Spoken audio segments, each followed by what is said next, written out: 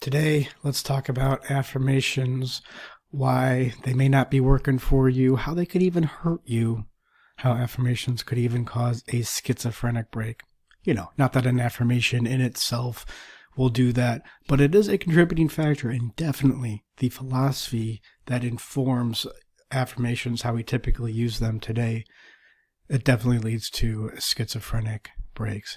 And I'm not against affirmations. I would even say affirmatively, I affirm that affirmations can be helpful, and really it can be helpful in a way that not many other cognitive tools or self-help techniques can be helpful.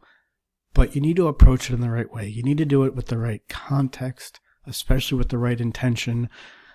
Otherwise, probably just going to hurt yourself with them. So, if you've been doing affirmations for the better part of your 20s, yet you're still on a futon eating Cheetos, then maybe you'll learn something here. First, just to go over an outline, we'll discuss affirmations, what they are. I'll give a few examples of affirmations that I took directly from several popular self-help YouTube channels. So, if you're going to accuse me of a straw man argument here, save it. Like I need a straw man to make myself look smart. My brain does that enough for me. Thank you very much. Then I'll talk about the problem with affirmations. What's the main problem with them? Then I'll go into schizophrenia, how that could be related to affirmations. And then we'll look at how to take these common affirmations and retool them, rework them into an affirmation that will be much more useful for you. And just a quick disclaimer here. This is a psychology channel. We talk mainly about psychology. Affirmations, maybe just to give you a hint at where this critique is going. Affirmations, this is not psychology. This is philosophy. Philosophy deals with truth. What is out there in external reality. That's what philosophy is. Psychology is how do we relate with ourselves, so we can then relate with reality and see what's true. The point is that affirmations are about what's true. That's the etymology of affirmation. You affirm, you make firm in your mind what you know to be true. So, look, much of your philosophy does affect your psychology, of course, but this is mainly just about philosophy. So you probably heard about affirmations before. You may have your own affirmations. You write them out every morning. You recite them to yourself while you're looking at yourself in the mirror. And the idea is that you take something that isn't true. But if you repeat it over to yourself enough, if you do it with enough feeling, with enough intention, while visualizing the end result, then the affirmation, which isn't true, becomes true. The basic idea is your beliefs create your reality. When you change your beliefs, then your reality changes.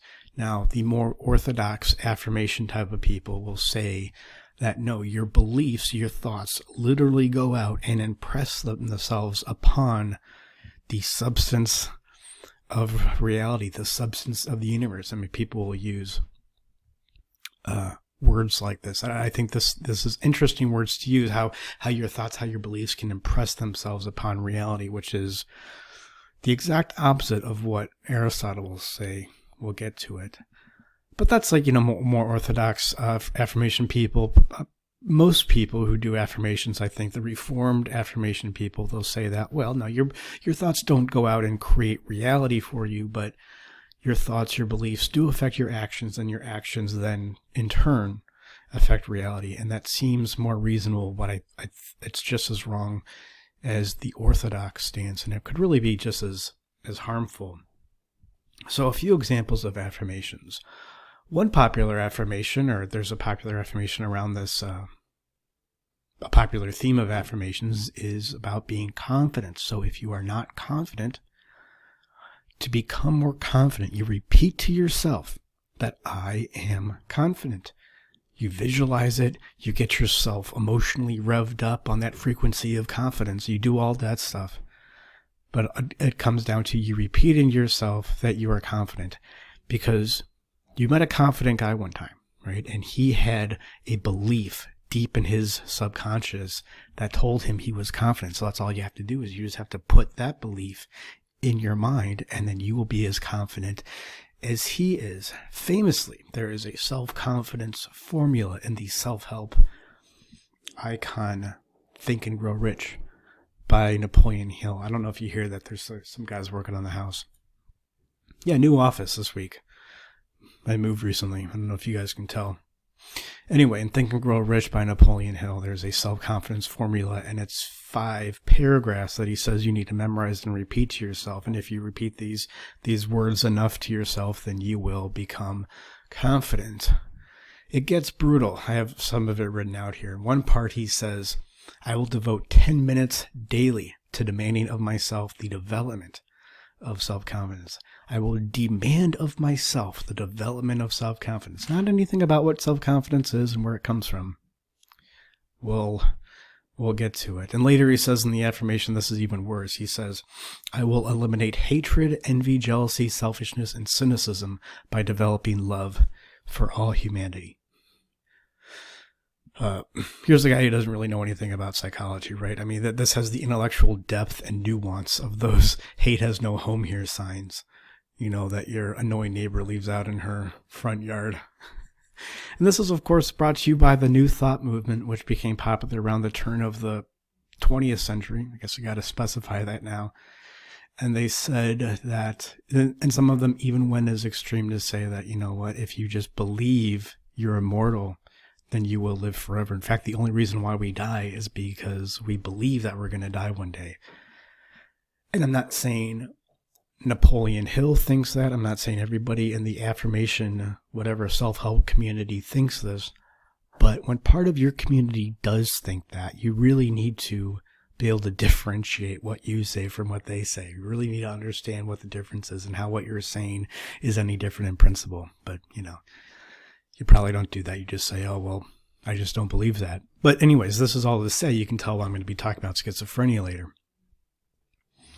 A second example of an affirmation, or a popular theme of affirmation, is about women. Guys who don't do well with women, they would affirm that that women love me, or I am irresistible to women. And again, you got to make yourself feel it and believe it, really imagine women being in love with you, and it will begin to happen. And then as a third example, probably the most popular kind of affirmation is, money affirmations. I am worth such and such amount of money, or I make $1 million per year. I have $1 million in the bank. You feel what it would be like to have that amount of money, and people use this verbiage all the time, and then you're like a magnet, and then money will be attracted to you. So what is the problem with affirmations? I was hinting at it pretty heavily there, if you couldn't tell. But like I said, there's really nothing wrong with an affirmation in itself. Your thoughts do matter. Your thought process, your thinking, of course, matters. I was a philosophy major. Nobody thinks that thinking matters more than I think it matters. But what matters is the resolution at which those thoughts occur. What are you thinking about? Are you thinking about reality? Are you thinking about reality in a way that's useful to you, in a way that is meaningful to you? Or are you thinking about positive things for the sake of positivity and not thinking about negative things because reality doesn't matter anyway? Dude, bro, didn't you know that you create your own reality with your beliefs? Right? It's the same problem, right? Of course, thinking, if you can make yourself think in a certain way, then go ahead and do that. I would say that's technically, again, not psychology, though it definitely will affect your psychology. It's technically not psychology, but go ahead and do that. But how about you think thoughts that are true? That, as Aristotle would say, conform to reality. It's the same thing with facing your fears or exposure therapy. As we say at this channel, if facing your fears worked, then it would have changed the world by now. But it hasn't changed the world by now. But cognitive behavioral therapists will repeat to you, as they repeated to me when I was at Fordham, which is a school that, is heavily influenced by the CBT approach. They'll say, well, Mark, eventually to overcome a fear, you need to face it. There's no getting around that. And of course, I wouldn't disagree with that. But it's just like changing your thoughts and changing your actions. What matters is the resolution at which you take an action. Now, a lot of people think, "Oh, I'm afraid of spiders," and you can go through a progressive desensitization of spiders, and it will definitely help you for your trip to South America. But are you really afraid of spiders, or are spiders a convenient projection for your fear? It just so happens to be the case that when humans, accumulate anxiety, very much I use that word accumulate specifically. When you accumulate anxiety, you're much more likely to project that, to become afraid of certain things like spiders as opposed to doorknobs. You're not really afraid of spiders. You don't come wired to be afraid of spiders. You don't come wired afraid of spiders. You do come wired to be afraid of spiders. There's interesting things called nodes. Look those up. It's pretty interesting. So, yeah, you can overcome your fear of spiders, but is that really what it's about? And look, I don't know who needs to hear this, but just because you think something doesn't make it true. It doesn't make it true about reality. This is the philosophy, this is the metaphysics of idealism. And you may believe it to some degree because a lot of people have repeated it to you, but just try to remove yourself from it for a few moments and consider how silly that notion is and how much you could potentially be hurting yourself if the task of thought is to conform to reality, not impress upon it. But yeah, metaphysical idealism, which is very much informs self-help, cognitive behavioral therapy, which is influenced by Stoicism, and Stoicism, of course, is influenced by Buddhism, and that's the first piece of Western thought to be influenced by the East. And it says that reality only exists because our minds have entered into it. Our minds create reality. Now, reality may exist out there in some way, but it's not meaningful to us. It's not in any way that we can see and perceive. Our mind, it's a solipsistic worldview. Our mind goes out and creates this reality. Not that anybody really thinks this in itself. The reason why people develop these ideas is because the only perceptible alternative, which is materialism, is much worse, because materialism says, it concedes, yes, there is a reality, but it also says it is effectively chaos. It's unknowable. It's just molecules knocking into each other in the billiard table of life. We can't make sense out of it. So there is no such thing as truth or anything else that makes life worth living. There's no such thing as truth or morality or free will or love. All that stuff, right? You can't have that in a materialistic framework, so people concoct a metaphysics of idealism to deal with it. This philosophy is baked in. I highly recommend, it's baked into Western thought. I highly recommend you read the book. I mentioned it before here, Madness and Modernism by Louis Sass. Dr. Louis Sass, he's a psychiatrist, and he talks about I'm going to talk about it in a bit here with schizophrenia, but he talks about the epistemology behind schizophrenia, and he rightly points out in this book that it comes down to Descartes and Kant as the two guys who solidify this idealistic reality doesn't really exist out there. Who's to say what's real anyway? This is my truth kind of metaphysics that is baked in to our culture right now. Which brings me to schizophrenia,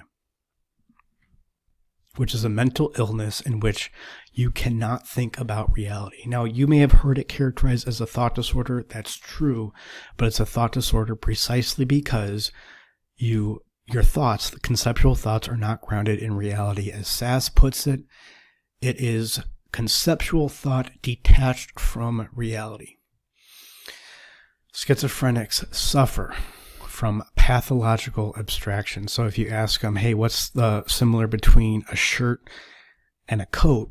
They would say, well, they both exist in the universe, right? That's over abstraction. That's over generalization. It's, I think in programming parlance, it would be over fitting. And when you cannot think in essentials, you cannot use concepts, words, and for what they are in essence, then your speech, your thought patterns, it becomes very, it's all over the place. It becomes very disordered. So like a common schizophrenic symptom would be glossomania or clanging, which is when schizophrenics will use words not in a logical progression based on what the word is, rather based on how the word sounds. So an example would be, I'm walking to the shop, hop, slop, flip, flop, which seriously sounds like a poem by Allen Ginsberg. In fact, my friend's got a interior decorator, designer, who organized their books by color. I'm thinking that's what a schizophrenic would do. I mean, I understand that from a decorator's perspective, it is color, but it just seems kind of kooky to me. So yeah, it's a preoccupation with the inner world, with your inner thought, your inner life, the subjective, the spiritual at the expense of the external, at the expense of the objective. It's a retreat from reality. I mean, people say schizophrenia is marked by retreat from social relationships, which is true, but more fundamentally, it's an escape from reality because reality is fundamentally unknowable to you. It doesn't matter anyway. I mean, does this sound familiar? Creating concepts completely disconnected from reality. I hope this is ringing a bell of what we just talked about. And something else that I just want to mention in passing while we're here is the question of, does weed cause schizophrenia? I think we're going through a little bit of a cultural shift right now. And, for most of your life, for most of my life, I've been told that, weed's fine. It's no big deal. It grows in the ground. It's all natural, whatever. And we're finding out that, well, maybe that's not necessarily true. But now I think that the pendulum may be swinging a little bit too much, at least on certain parts of the internet, and people are demonizing weed a lot and they're saying it causes schizophrenia. And look, you can definitely link weed to schizophrenic breaks. Of course, you can do that. But is the weed the cause of the schizophrenic break, or is it just something that catalyzes a deeper schism in your mind that's going on? What I'm trying to communicate to you here, these ideas that have been baked into Western thought, that reality doesn't really exist out there. It's when you're undeveloped, maybe you spent your whole life on the internet, and you don't have real relationships. Nobody's really taught you how to think properly, like how to think about reality. I mean, you ask, well, Mark, how do you know if your thought conforms to reality? I'm like, yeah, well, that's why we have things like philosophy and epistemology and deduction and induction and the scientific method, not science TM, but that process of induction that leads to scientific conclusions and logic, the process. What is the process that our thought goes through? We have these tools to distinguish between what is a cognitive distortion and what is reality. But when you just do away with all that and your whole epistemology is positive, good, negative, bad, only good vibes, you tend to think like a crazy person. Your thinking becomes disconnected from reality. So yeah, I mean, does weed cause schizophrenia? No, it probably catalyzes. It probably catalyzes something deeper that's going on. A young kid who's disconnected, doesn't know how to think, and he watches one too many YouTube videos on flat earth. He smokes too much weed, and he will lose track of what's reality. Now, when I smoke too much weed, not that I really do that anymore because I'm not 20, but when I smoke too much weed, I don't have a concern about that because I've thought through my thoughts and I know what reality is and I know what it isn't. And I have, solid principles that, you can argue with me about, but at least I have something, I have some anchor in reality. People say, even if they don't have a schizophrenic break, people will say, oh, well, I smoked too much weed and I got really anxious. Weed gives me anxiety. No, it doesn't. You are anxious. Weed exposes the fact that you're anxious. And I'm not pro-drug. I'm not saying you have to go out and smoke weed to get in touch with your anxiety.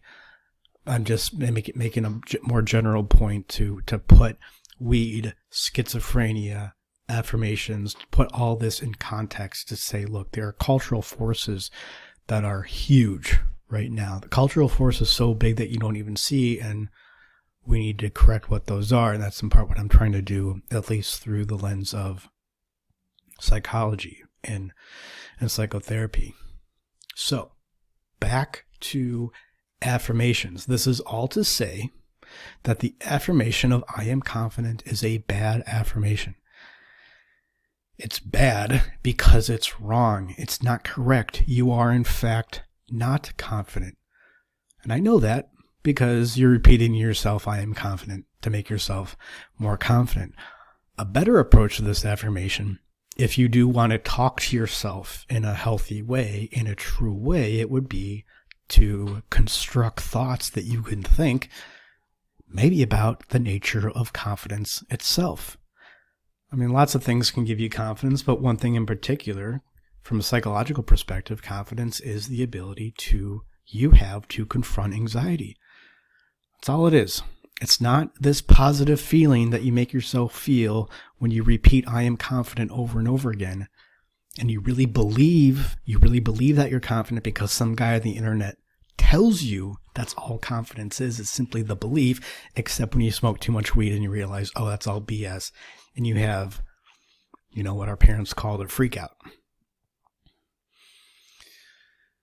So what is a healthier way to look at confidence? Well, you could say, as I am more able to confront my anxiety, and, I think knowledge, especially for young men, gaining knowledge is a key part of confidence too. Not about everything, but just it really helps to know a lot about something that's useful to other people. I think that's probably a key part of confidence. Whatever, there's probably 10 different things. So you could say, as I approach my anxiety and as I learn more about what I care about, I become more confident. It might help to make it more specific, like as I initiate difficult conversations with my boss and learn a lot about whatever epistemology, psychology, then I become more confident. And that's 100% true. You remind yourself of that when you feel like a dork, and you're not trying to make yourself feel better. You're not trying to talk yourself up and say positive stuff about yourself. It's just saying what's true. Let me relate. Let me see what this confidence thing is, and let me remind myself of what it is. Oh yeah, this girl didn't text me back. Confidence isn't having a girl text you back. Confidence is actually facing things like that over and over again. Speaking of girls, let's go to the second affirmation, which is I am irresistible to women, or women love me. Again, the thing that's wrong here is that the affirmation is wrong. It's not true. Women don't love you. Why would you want all women to love you anyways? That's clearly you trying to cover up for some insecurity. For some women to love you, others have to hate you. Otherwise, you're just going to be disingenuous. You're going to be inauthentic, and you may get a woman in your life, but it's not going to be a woman who is a good situation for you. So what would be a more accurate, what would be a more useful, a more true affirmation that you can say with women? Well, what do women find irresistible? I mean, what are women attracted to? Maybe a guy who can communicate clearly and honestly. A guy who's authentic. So how about your affirmation be something like, as I learn to be authentic and clear about my intentions around women, I become more attractive to a woman who is a good situation for me. Okay, I get that's maybe kind of wordy. You might want to chop that up a little bit, but something to that effect. It's just right. We are affirming. We are making firm in your mind what is true. And we do this thing where, a lot of our self-talk isn't true either, right? It's not true. It's self-criticism. It's beating our, so we'll say stuff like, oh, I'm so behind all my peers, which we don't know is true. You don't actually know that that's true. Maybe you're behind in some ways, not in other ways. So then we think we have to come up with an equally grandiose, disconnected, delusional thought to compensate. And it's just going to give you the same problem. Affirmation is about reorienting your thoughts to reality. And that may involve learning something about reality, but your time is going to be spent a lot better there than some self-help guy who just says you have to visualize harder to make your affirmations come true. I mean, these people, to say something so stupid, they do not, I can't imagine how they would care about you to say something like that. Anyway, I don't want to get off on that whole thing, but so what's the third affirmation? Money affirmations. I am worth $1 million. I am worth a certain amount of money. Now, this one is probably a little bit more situation specific, because I don't know. I just think with money, there's more ways to skin a cat. But one way to go about making money is to solve a problem.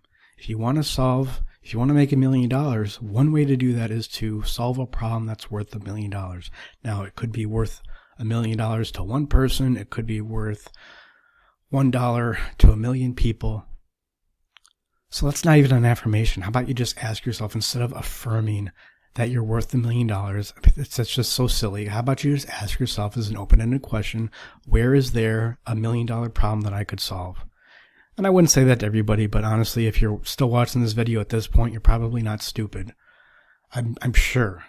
I am positive. In fact, there is $1 million problem out there that you can solve and you can communicate to people.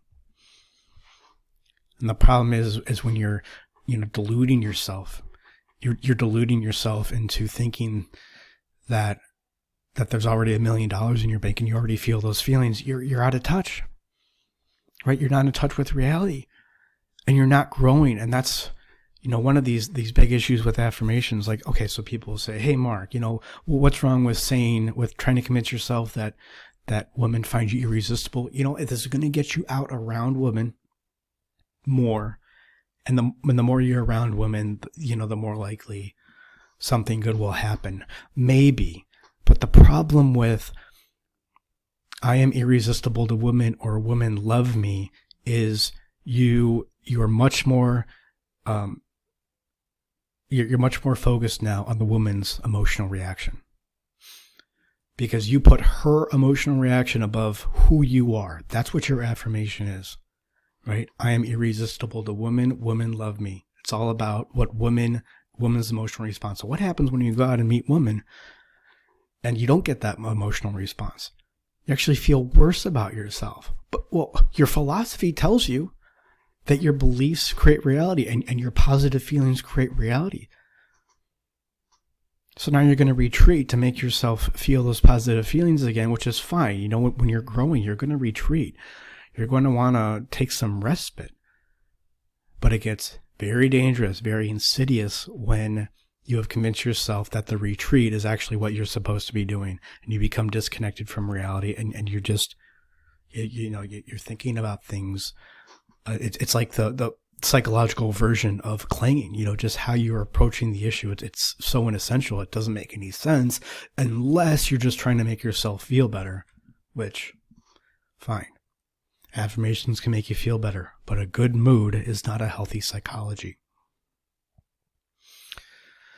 Okay, so, I was going to say something here about visualization, but I don't know. If you have any questions about that, just leave it in the comments. My big point about affirmations, though, is my similar point about microaggressions. Remember microaggressions? It was like a big thing 10 years ago. I don't think people are going to be talking about it much anymore because Trump's president. But it's the idea that, when you're a minority living in a majority white country, right? So you're black and all your white friends want to touch your hair because it feels different than their hair. And even though it's, done in the best intentions, it's othering you. It reminds you of your minority status. And this is in fact why black people are oppressed in a white supremacy society, because of, essentially the worst a microaggression gets is a backhanded compliment. Like, oh, you talk really well for an Asian person, stuff like that. And I get that stuff is rude.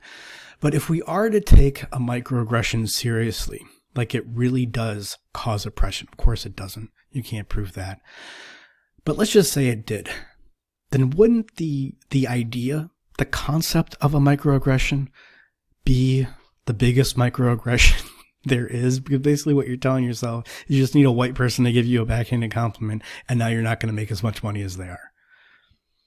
I mean, nothing's more of a microaggression than that. And affirmations are about making yourself feel good and having this and being positive. But what does it tell you about health and positivity and growth when you are trying to make yourself feel good, do all those things in contrast with reality, not with it? You're telling yourself that reality is a scary thing out there that fundamentally needs to be avoided. And you're not going to win with reality. You're always going to lose that battle. And one could argue that's what the Old Testament was about. So, that's the kind of therapy we do here. I would call it reality-oriented. We approach your emotions for exactly what they are. That's the idea behind therapy. You approach the emotion. When you can't approach something in life, you approach the emotion. You approach that psychological analog to a decision. An emotion is a psychological iteration of a decision. So you approach what that is psychologically, so then you're more able to, you approach the emotion for what it is, so you're more able to approach the issue out there. And what we've done is deconstruct emotions to their fundamental parts so we can approach each emotion, each feeling that you have for exactly what it is. Another great tool of cognition I was mentioning there, besides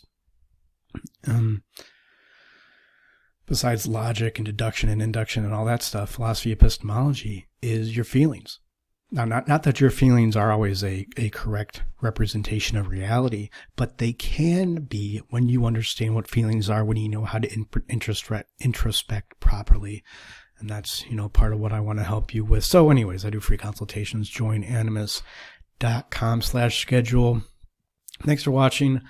I did a similar video on this about exposure therapy and how, at a certain point, you do need to change your action, like with affirmations. At a certain point, you need to change your thought. But what do you change your action about? What do you change your thought about? I made a similar point about exposure therapy.